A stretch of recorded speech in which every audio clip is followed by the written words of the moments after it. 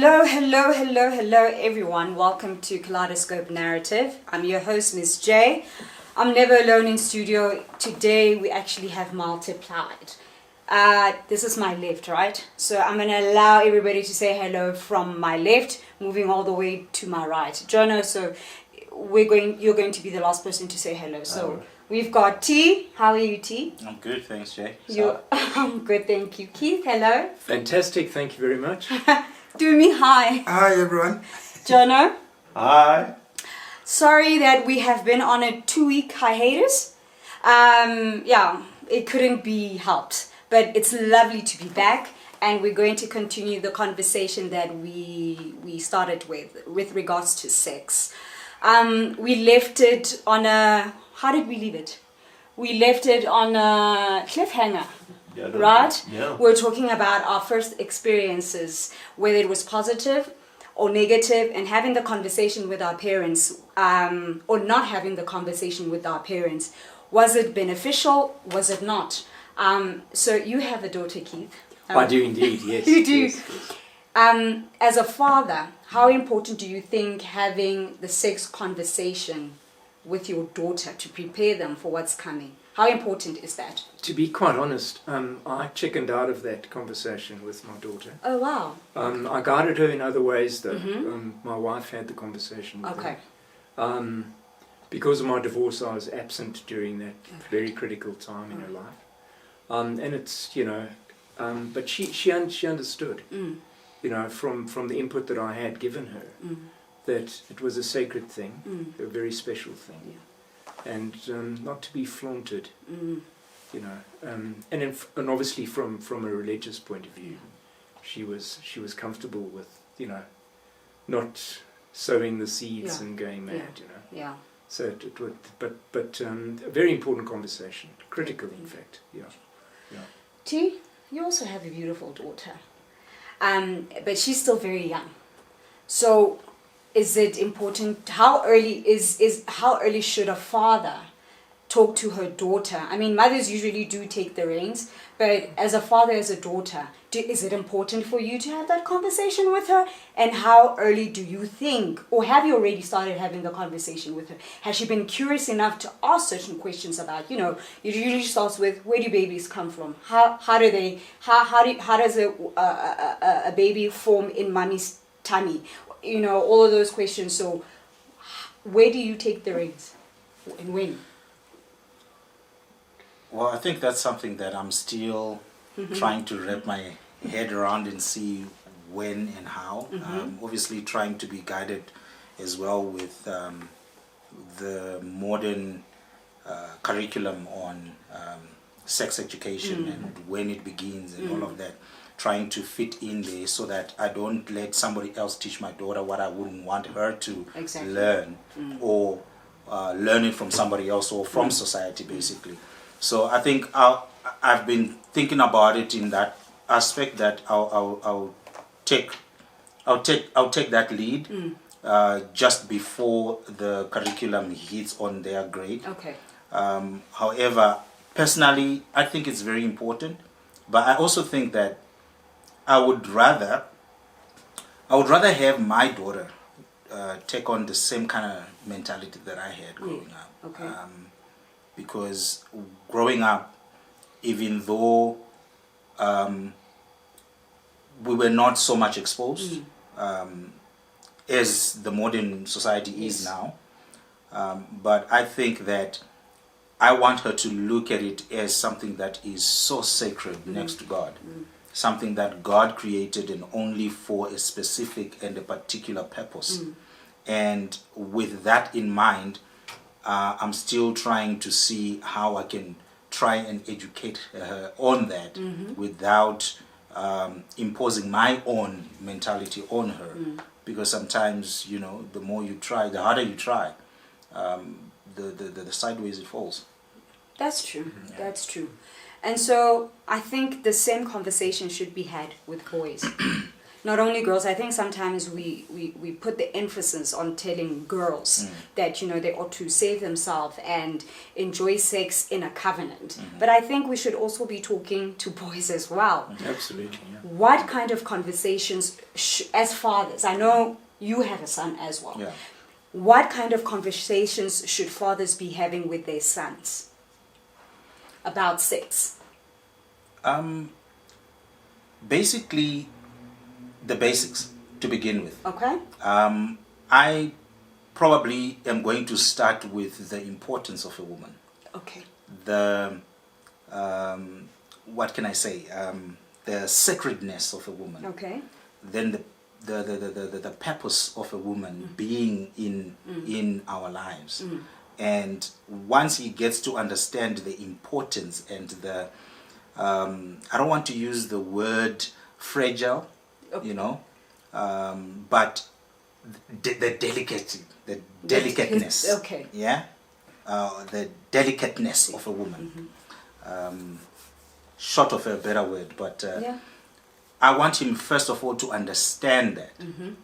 Then he will then get to the aspect of respecting the grounds of a woman, and then later on to understand where everything else falls in. Into place with Into regard place. in the frame of sexuality. Exactly. When to have sex, what does it mean to have sex, and all of that. Because without him understanding the purpose of a woman, right now we have a lot of men, should I say, that have been labeled trash. Because the mentality is that we see women like trees. Yeah. It's an object to climb.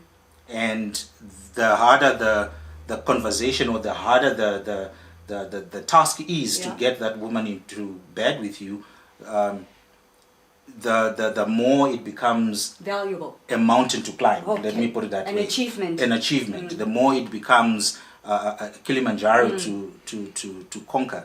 So without that aspect of truly understanding the purpose, the value, and the worth of a woman, I don't think respect will be that much given if you don't have that understanding. Okay. Why are fathers not having that kind of conversation with their sons? Why do you think that is, Keith? You know, I think, you know, we live in a patriarchal society, Sure. unfortunately. And that, you know, the ship is very big to turn around. Mm-hmm. It is turning around, I do believe. I think there is, you know, an emphasis on you know, having discussions with your sons about, you know, the sacredness of sex. But at the same time, there's consequences to early sexual activity. I'm glad you You know, let's go and, there. you know, the consequences are not the inevitable, you know, another human being being produced, but also the you know, the illnesses that you can get. Yes. You know, and the reputation you can get. You know, one needs to have that conversation with your sons and daughters as well. That, you know, I mean, sex is a very, very beautiful thing, but, you know, within particular context. Yeah. And, you know, if you want to follow the rules of having it only after marriage, then so be it. You know, and that's beautiful on its own. But if you want to indulge before, which modern society Tells you is it's doing, okay. we can't turn a blind eye to it. Yes. You know, it's just it's a given almost. You know, you go to dinner with a girl and there's an expectation that at the end of it, she might, you know, and if she doesn't, well, that's the end of it. I'm not. Yeah. Move on I'm to not the going to next. spend another, Yeah. you know, £1,000 dinner on her. You know, but then that's unfortunate. But once again, I must stress that there are consequences to becoming sexually involved. Yeah. You know, the illness is one, the ultimate, you know, life that is produced, and then the consequences of that. Yeah. I mean, your education goes down the drain. You know, I mean, life is a challenge It is. without having, you know, an infant Yeah. that you now have to care for. You know, there's When you're not even ready to. no, Yeah. absolutely. I think I have a question on something that Sure. Kit touched on. How do we then educate the consequences either positive or negative, of what you mentioned as reputation, and also education goes down the drain. Because the reputation and education that is wasted there somewhat seems to be a little bit different when it comes to boys and girls. True. Absolutely. The Yeah. consequences seem a little bit different there. To the reputation on the boys, it seems to be like a crown on the head. It is another notch on the belt to be celebrated, another Yeah. trophy. Yeah. Yeah. And on the opposite side of that, the women, it's The shame, the shame, the it's, guilt, you know, the like tarnished reputation. how can we work around that? I mean, It is a very difficult thing to work around, you know, because apart from, you know, if we take, you know, the engagement of sex now, I believe it's as young as 10, you know, which is, I mean, it was a shock when I read that statistic years back. And that was from a primary school teacher. Yeah. She was saying, no, they're doing it already. And, you know, the emotional disjoint, you know, Yes. I mean, you're developing as a human being, you're going through a phase in your life which can become a crisis if you're not dealing with it properly. Now to have this added thing of being sexually active and the emotions that attach True. to that, you know, because there's a sense of belonging, you know, once you've had a sexual engagement, there's a commitment True. almost that's been made, and then if the man just moves off Yeah. and then seeks another conquest, you know, then that's unfortunate, you know. So, and the education, unfortunately, we must always remember as parents that it cannot all be given to the school. No. You know, it must come from the home. Yeah. That's where it is, and to highlight to boys in particular that you can't just father a child from one woman and then move on and father it, because you're not responsible for that person, and then as a result society generally suffers. True. Because how do you expect the woman now to look after the child on her own True. without support? And many can't, and so these children become state children. Absolutely. And it affects the entire society. Oh, it's a runaway train there. I know. You know? I know. And then, you know, we look at our society today, and I mean, how many fathers are out there who, you know, have now committed to a relationship, Yes. but in the past have got 3 or 4 other children Yeah. who they're not supporting. Or deny. It's not mine. Yes. Yeah, because, you know, whatever. But and then the state has to step in. Yeah. And how much money does the state have? You know, where you see it. Just It's a vicious cycle. It is a very, very, very vicious cycle. So, how do we create these spaces for men to have conversations with men? Because that's another issue we're having. Fatherlessness. That's becoming a problem. Many of our homes are headed by females. Many of which, and I speak from experience talking to single mothers, many when boys become, when they enter pre-adolescence, they become oftentimes very difficult to deal with. There are things that mothers don't know how to deal with, and I always emphasize this is a time where he needs male influence, because only a man can teach another man how to be a man. Not that women are not doing the best that they can, but there are specific things that a boy needs to see from another man. And you know what I'm talking about. Yeah. So how do we create those spaces for men to talk to men about this? Or boys? Where do we start? Because it seems like it's something that's lacking. For me, that question comes to me as, this is how I'm hearing it. Where do we start to treat the egg or the chicken? I know. I feel you. Because both are important. Very much. There are some men right now, mistakes have already been made. Sure. But how do you come back and own up to those mistakes? That is a lesson on its own. That has to go through its own process for the men to actually come back and take responsibility so that that same behavior or same mentality doesn't perpetuate. And with the young men as well, they need to start learning from a young age, and to develop this mentality from a very young age. So both needs to have that lesson as to how to do it and to go about it. I think there has to be more of, it has to become a culture. It has to be within a tradition where we dismantle certain cultural habits that have now sort of incorporated our society, our modern society. Each man to his own. And if you're not my child, I can't teach you anything. And if you are not my dad and you're not present, I can speak to you anyhow. Or I won't take any lesson from you because you failed to do your own part. You know, that kind of thing. So I think it should come back to be created as a culture in which we need to begin to formulate the concept of family, embrace it, make it the most beautiful thing that any man can ever do or achieve in his life.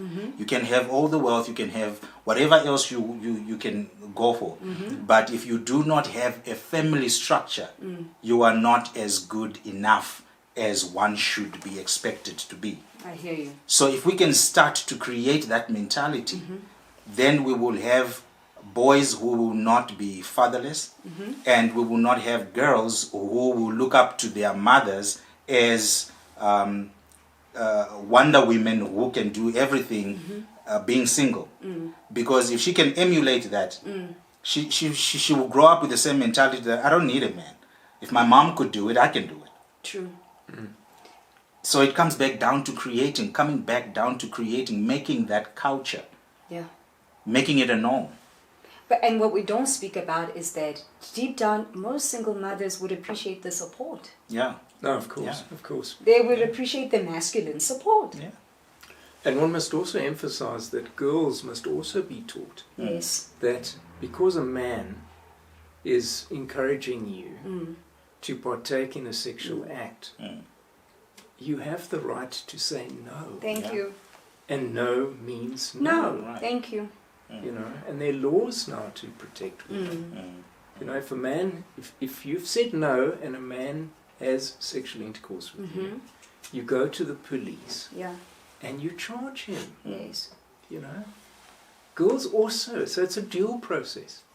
You know, I mean, as men, you know, Sean speaking Yeah. as men, but one must also remember there's two in the tango here. True. You know, True. and if girls can also be responsible, then you know we've got a win-win situation. And I so it has totally to come agree. from both ends of the stick. You know. I hear you. I hear you. But oftentimes we are told that when it comes to sexual violation, let's go there. Sexual violation. Oftentimes we hear of men being the perpetrators. Most of the time we don't hear of women being the perpetrators. Right. And there are women who take advantage of men. There are men who have been molested. And it's part of the reason why sometimes a man will grow up, a boy will grow up and he'll have issues because they, like we talked about, the space and the freedom to express yourself emotionally, because sex also affects men emotionally. And so how do we have conversations with men who've been violated sexually, and how do we normalize those conversations? Because it's happened more than we actually realize. Just because women talk more about it, it's more vocal, doesn't mean that the number of men being perpetrated against violently by women sexually hasn't taken place.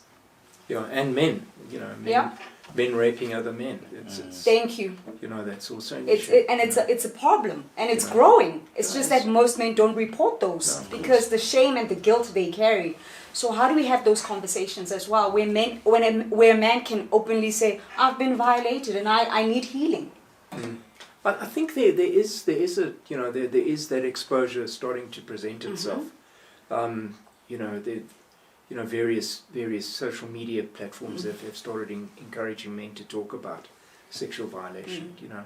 But once again, it just goes back to that responsibility thing. And as Tanesh says, you know, there's a culture that needs to be developed, that we start living what we're saying, and not the other way around. And we learn, you know, any teenager today learns from other behavior. True. So if he sees that it's just a norm, you know, to act this way, you know, and your uncle is saying, no, you know, just go for it, man, just go for it. You must know that, no, you just don't go for it. You know, you don't do that. And there's certain things that you do, and there's certain things that are allowed and certain things that are not, you know. And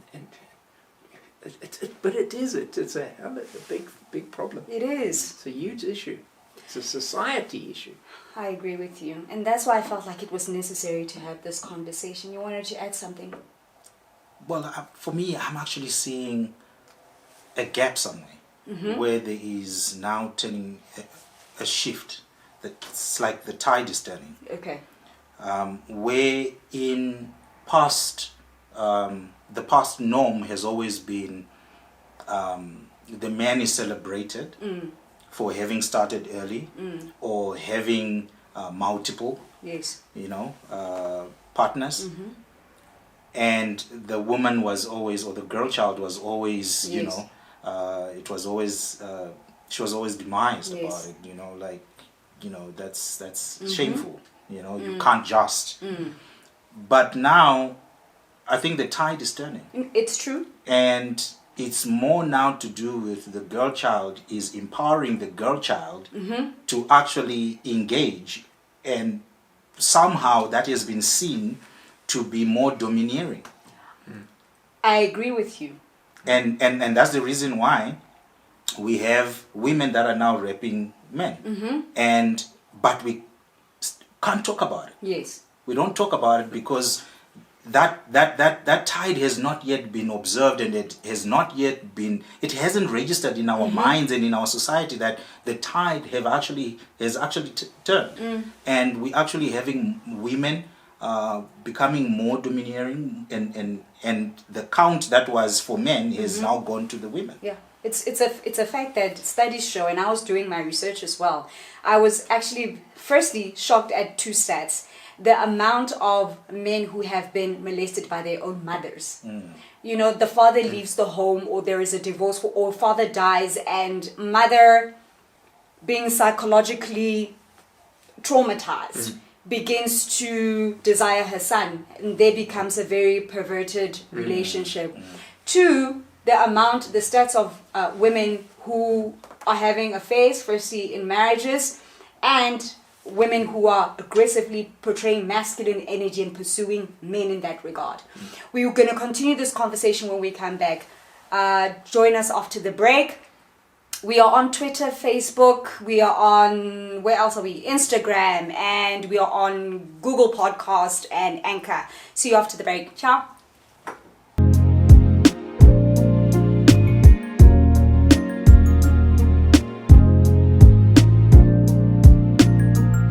To listen to the podcast on the following platforms: we are on SNE Fusion, we are on Google Podcast, we are on Anchor, iTunes, and Breaker.